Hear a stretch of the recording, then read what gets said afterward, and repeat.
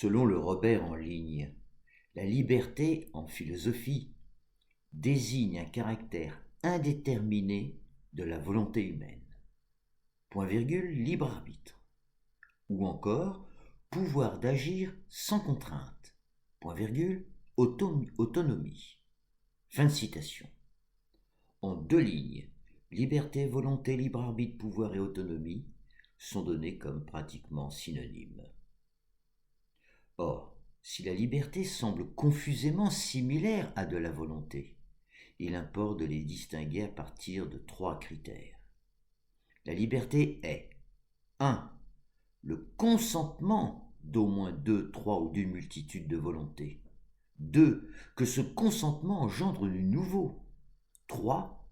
Mais sans jamais augmenter la misère du monde. La liberté est une rencontre humaine. Un prisonnier, par exemple, est libéré sur consentement du juge des libertés, lequel vérifie d'abord que cette nouvelle vie du prisonnier n'occasionne pas un danger pour la société. En revanche, la volonté en tant que telle est un pouvoir sur soi en acte, tandis que la liberté est impuissante, puisqu'elle dépend d'autrui. D'où l'exact inverse, s'agissant du fait que tout pouvoir sur autrui est toxique. Je l'ai largement montré. L'autonomie, quant à elle, qui vient du grec nomos, c'est la capacité de se fixer nos propres normes, notamment morales. Ainsi, le véritable libre arbitre, que j'écris avec un trait d'union, est une modalité de la volonté, à faire un choix, surtout moral. Dès lors, il est un composant intrinsèque de notre nature, tandis que la liberté est une valeur universelle, jamais acquise définitivement. Un animal possède une volonté, un certain libre arbitre, souvent réduit à ses instincts, tandis que l'idée de liberté n'a aucun sens pour lui.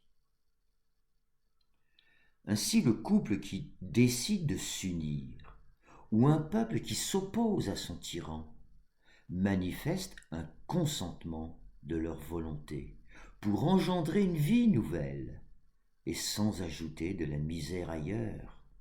Bien au contraire, un couple qui s'unit ou un peuple qui se libère produisent de la liesse et du ravissement autour d'eux. Ainsi définie, la liberté est une valeur universelle, laquelle a traversé à toute époque toutes les civilisations. De même, les libertés dites individuelles, très mal nommées, sont en réalité des libertés sociales, puisqu'elles découlent, là encore, du consentement d'un peuple souverain, traduit dans la loi commune. J'ai le droit de m'associer ou de publier parce que la loi commune m'y autorise. Sous une dictature, les opposants sont privés de liberté.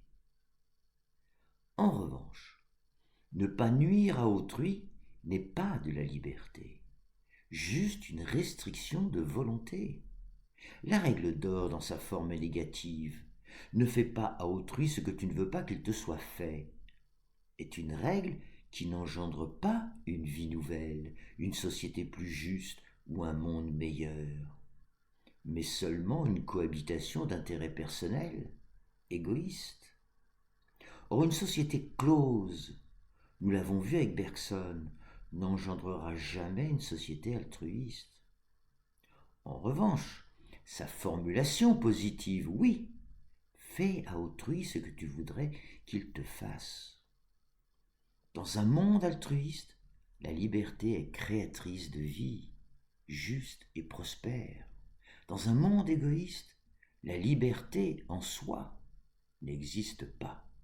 Elle est un simulacre où la volonté de chacun s'accommode des volontés d'autrui. Ce qui produit un monde individualiste, sans vie ni joie. Et il n'y a pas de moyen terme. Soit l'égoïsme règne, soit l'altruisme s'invite. Soit le monde dépérit, soit il évolue. Depuis 50 ans, l'égoïsme néolibéral progresse et la France décline. Voyons à présent la question sensible de la liberté d'expression. Exemple typique. Caricaturer n'est pas blasphémer. De nos jours, et au nom de la liberté d'expression, la morale sociale et le droit français autorisent le blasphème. Le blasphème est, selon la définition du Larousse, une parole qui outrage la divinité, la religion, ou tout ce qui est considéré comme respectable, ou sacré. La loi du 29 juillet 1881 sur la liberté de la presse a en effet abrogé l'article 1er de la loi du 25 mars 1822 sur le délit d'outrage aux religions. Il est donc possible aujourd'hui d'insulter une religion et ses symboles sacrés. Mais il est interdit en revanche de s'en prendre à ses adeptes. Blasphémer, c'est donc insulter le sacré d'autrui, mais pas autrui lui-même. Sauf que dans la pratique, ce distinguo n'est pas simple. La caricature, à contrario, est une représentation qui, via une déviation ou une exagération des détails, tente à ridiculiser une idée, un concept, une déviation morale. On parle de caricature de la vérité ou d'une société, lorsque par son message, l'artiste cherche à défendre une juste cause ou une valeur universelle. Honoré Beaumier, l'un des plus célèbres caricaturistes politiques du XIXe siècle, aimait par exemple clairement se moquer des avocats, afin de soutenir les pauvres et les opprimés. Il fut sans doute le premier grand artiste à se pencher sur le sort de ces derniers en dénonçant les raisons profondes de leur misère matérielle et morale. De même, lorsque Charlie Hebdo dessine sur la tête du prophète Mahomet la mèche allumée d'une bombe, il rappelle que le terrorisme est au final autodestructeur pour tous, y compris pour les musulmans eux-mêmes. Le personnage ridiculisé n'est que le porteur d'un message moral utile. Il ne s'agit pas là d'offenses malveillantes et encore moins d'insultes blasphématoires. Et en ce sens, dans le droit d'emmerder Dieu, Richard Malac, avocat de Charlie au procès de 2020, révèle qu'en 2006, lors de la première publication des caricatures de Mahomet au Danemark, des imams ont fait le tour des capitales arabes en brandissant 3 caricatures insultantes, dont Charlie n'avait jamais été l'auteur, et qui ont mis le feu aux poudres en 2015.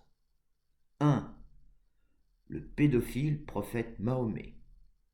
2. Un priant musulman, sodomisé par un chien. Et 3. Le prophète représenté par un groin et des oreilles de cochon. Ces 3 supposées caricatures sont en réalité des insultes blasphématoires. Elles n'ont rien à voir avec la liberté d'expression.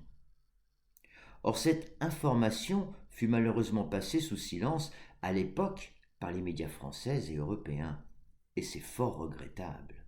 Ces dessins malveillants n'étaient porteurs d'aucun message moral profitable pour qui que ce soit. Ce n'étaient que des blasphèmes. Et il n'y a jamais de bonne raison d'insulter le sacré d'autrui. Si la caricature peut être cathartique, pas le blasphème.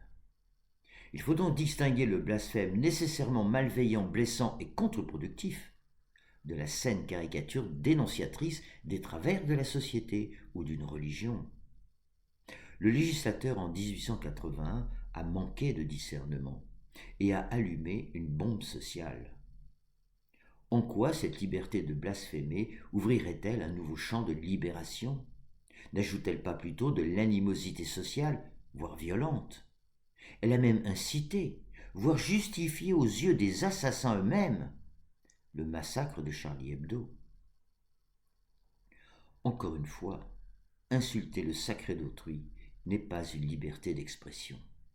C'est surtout une volonté malveillante qui divise et oppose, notamment les athées et les croyants, et de manière radicalement inutile. De même, la liberté de penser n'autorise pas la liberté de parole. La liberté de penser suppose nécessairement la présence d'une pensée d'autrui, sur laquelle je m'autorise à parler ou écrire. Car évidemment, penser en soi-même n'a aucun sens en matière de liberté.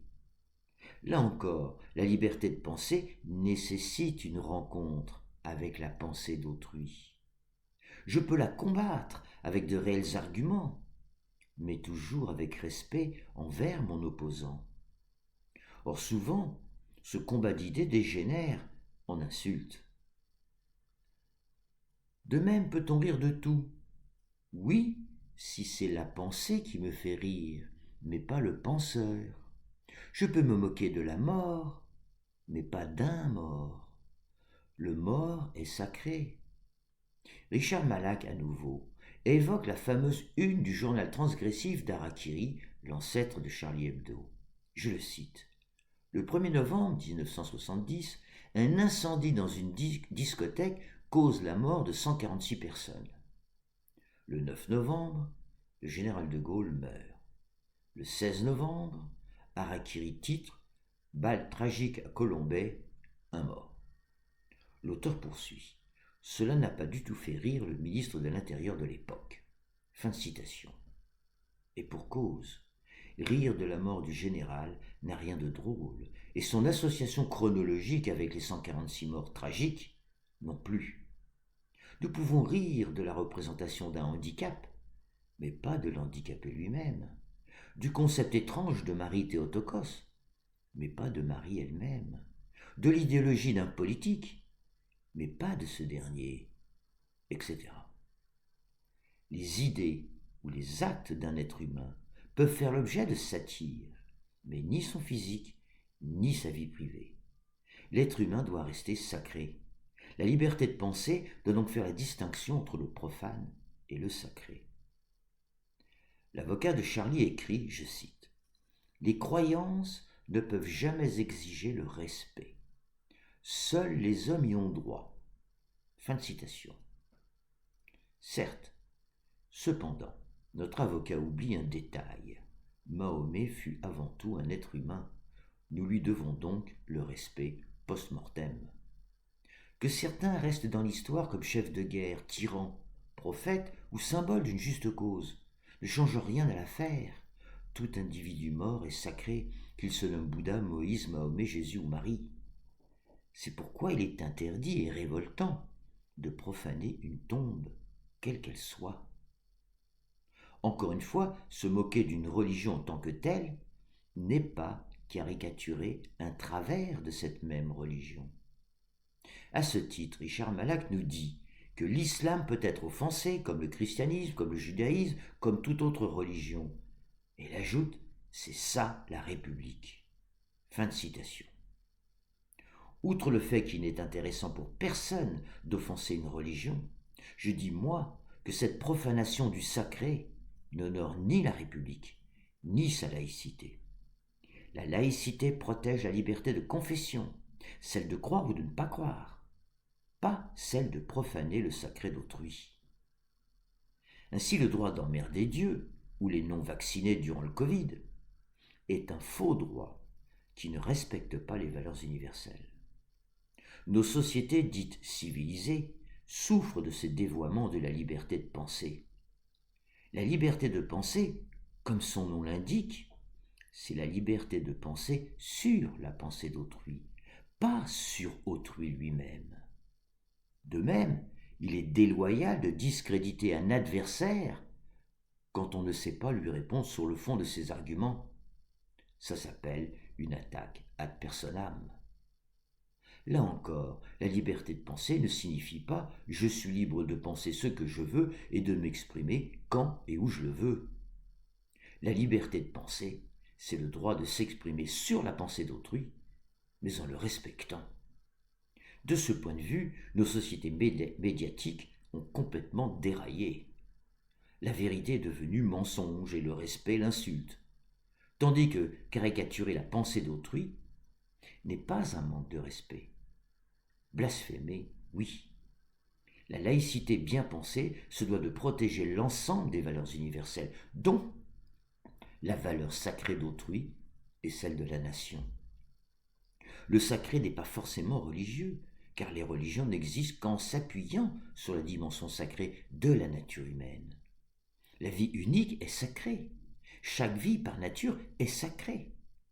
Lorsqu'un Amérindien transperçait un animal de sa flèche, après en avoir demandé la permission à son esprit groupe, il enfonçait un doigt dans la plaie afin de partager sa souffrance, lui demander pardon et le remercier pour la vie qu'il venait de lui prendre. Rappelons que pour nous, les humains, un symbole est constitué d'un symbolisant, l'objet symbolique, et d'un symbolisé, la valeur universelle symbolisée, et que la distance entre le symbolisant et le symbolisé est parcourue par le contemplatif, grâce à la fonction anagogique du symbole. Ana signifiant en grec au-delà et agogos conduire vers. Il s'agit là encore d'une transcendance innée. Cette structure ternaire, le contemplatif, le symbolisant et le symbolisé, se retrouve également dans notre langage constitué de mots-symboles. Le mot est en effet aussi un signifiant, le mot, et un signifié. L'idée immatérielle, invisible et abstraite est pourtant bien présente lorsque le mot est prononcé. On dit qu'il est performatif. C'est ainsi qu'un poème de Rimbaud nous transcendra et nous hissera vers le message spirituel de son auteur. La transcendance naturelle s'incarne donc bien dans les moindres replis de la vie quotidienne. Et c'est en ce sens que la caricature cathartique nous transcende quand le blasphème nous abaisse. La liberté est donc un trésor commun, sacré, d'une extrême rareté. Mon approche de la liberté nuance ou précise la Déclaration des droits de l'homme et du citoyen de 1789. Article 1. Les hommes naissent et demeurent libres et égaux en droit. Oui, si et seulement si nous cessions de tout confondre. Nous naissons en effet dotés de la valeur universelle liberté, mais à condition de l'éveiller en nous, ce qui suppose d'accueillir avec bienveillance la volonté d'autrui. Or, dans la deuxième déclaration des droits de l'homme et du citoyen, préambule de la Constitution du 24 juin 1793, l'article 6 stipule « La liberté est le pouvoir qui appartient à l'homme de faire tout ce qui ne nuit pas aux droits d'autrui. Elle a pour principe la nature, pour règle la justice, pour sauvegarde la loi. Sa limite morale est dans cette maxime.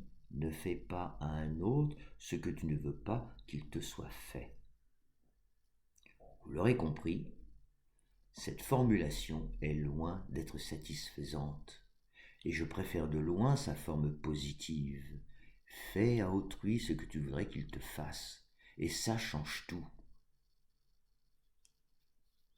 La liberté est en effet naturelle, mais uniquement dans la mesure où elle est une valeur universelle gravée dans nos cœurs à la naissance. Toutefois, si la nature a fait la moitié du chemin, elle nous demande ensuite de l'éveiller en nous, c'est-à-dire d'avoir conscience qu'il n'y a pas de liberté sans le consentement de la ou des volontés d'autrui. La liberté est l'incarnation de la relation humaine universelle, fondée sur le don et l'accueil, inverse et réciproque, des volontés. Quand deux commentateurs s'affrontent, opposent leurs visions, le dit affrontement suppose un consentement, le respect mutuel. Et avec l'idée de faire évoluer la pensée commune, voire scientifique. Il y a dans ce cas création de nouvelles conceptions, jamais stériles, sinon la troisième condition de la véritable liberté les plus respectées.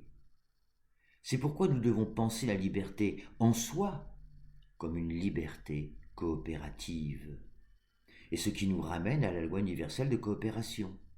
Toutes nos approches, le pouvoir en commun, l'exercice de la politique, la démocratie, l'égalité, la fraternité que nous allons voir, nous invitent à la coopération et non à la division ou la compétition. Et je vous renvoie à Olivier Amand et sa robustesse. Au niveau spirituel, il existe cette fois-ci une réelle liberté individuelle, bien moins connue.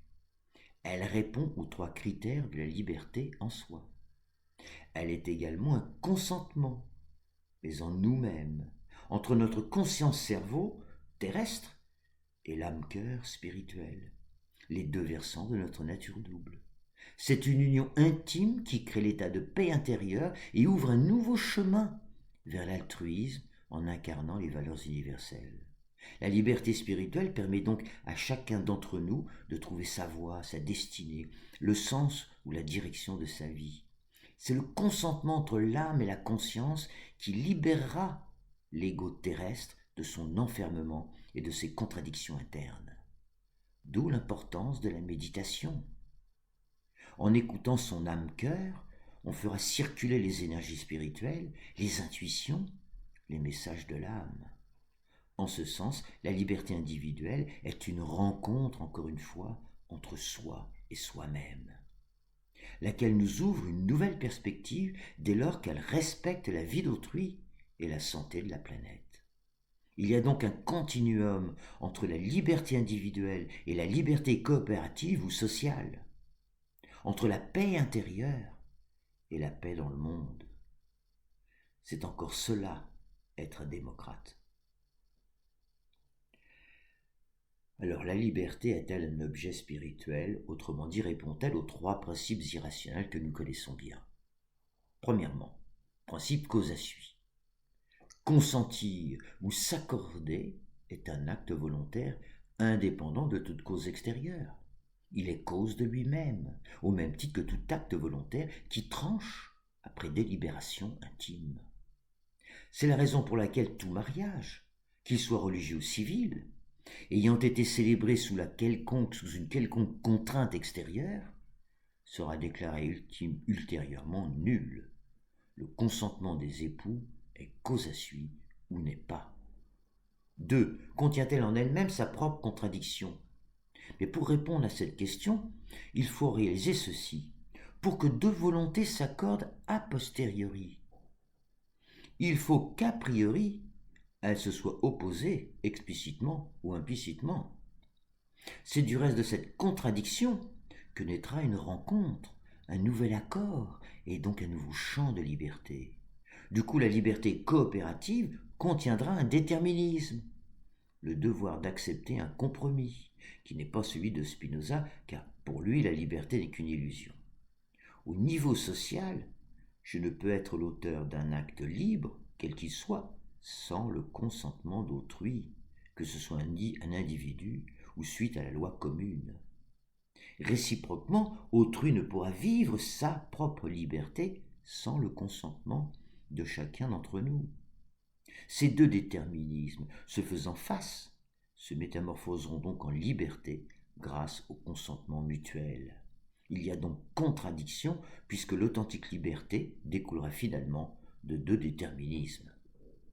Pour me libérer, je me dois d'accepter le déterminisme imposé par autrui.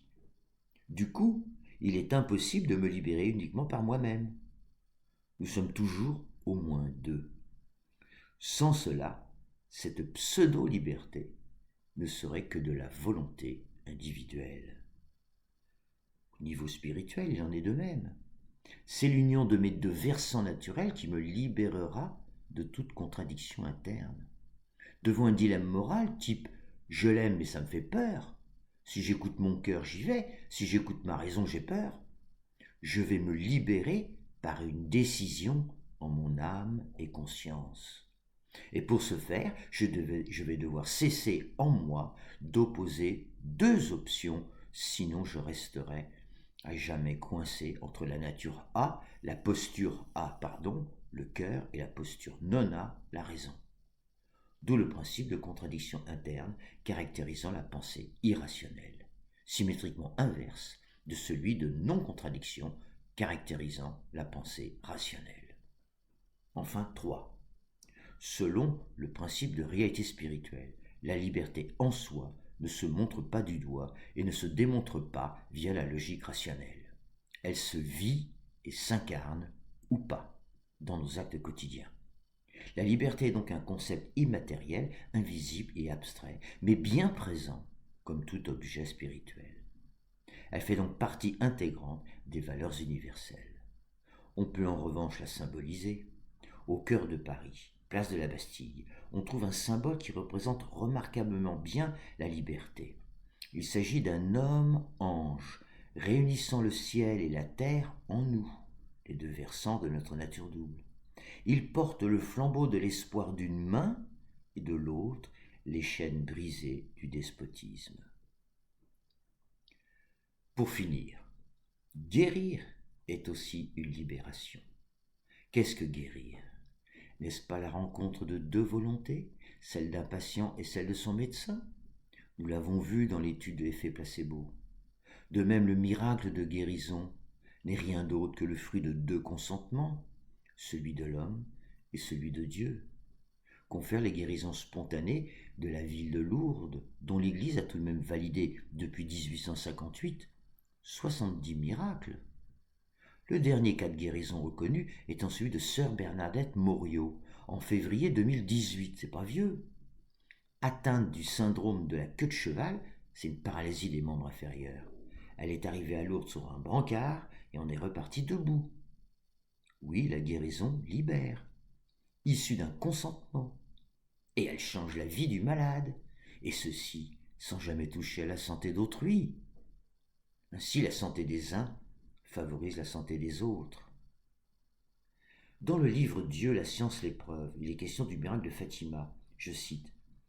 La nouvelle du miracle annoncé s'est répandue dans tout le Portugal. Le 13 octobre 1910 à midi, c'est une foule considérable, estimée entre 40 et 70 000 personnes, qui se retrouvent sur place, dans cet endroit isolé, situé à 2 heures de marche de Ourem, le bourg le plus proche. Le bus de la ville, de Torres Novas, est mobilisé pour l'occasion. La pluie tombe sans discontinuer depuis 8h30 ce matin-là, et les assistants sont trempés. Fin de citation. Le miracle est ici raconté sur la foi du témoignage du docteur Joseph Garrett, ancien professeur de mathématiques à l'université de Coimbra, et présent ce jour-là, témoignage accompagné de photos de l'événement. Pour nos deux auteurs, un miracle peut être une preuve, dès lors qu'il peut être confirmé objectivement, soit par une multitude de témoignages sur les diverses apparitions mariales, soit par une guérison spontanée avérée. Ainsi, le miracle répond aux 3 conditions de la liberté. Et la liberté s'avère un petit miracle quotidien et qui ne dépend que de nous. En conclusion, la liberté dite coopérative est belle en soi, car elle rend la société harmonieuse et généreuse, voire éthique et esthétique. Sans elle, point de véritable fraternité. Elle seule permet également la véritable égalité qu'appelle de ses vœux la démocratie. Dans le prochain podcast, il s'agira donc de l'approcher, laquelle n'est ni de l'égalitarisme qui nivelle par le bas, ni une pseudo-égalité naturelle pour tous.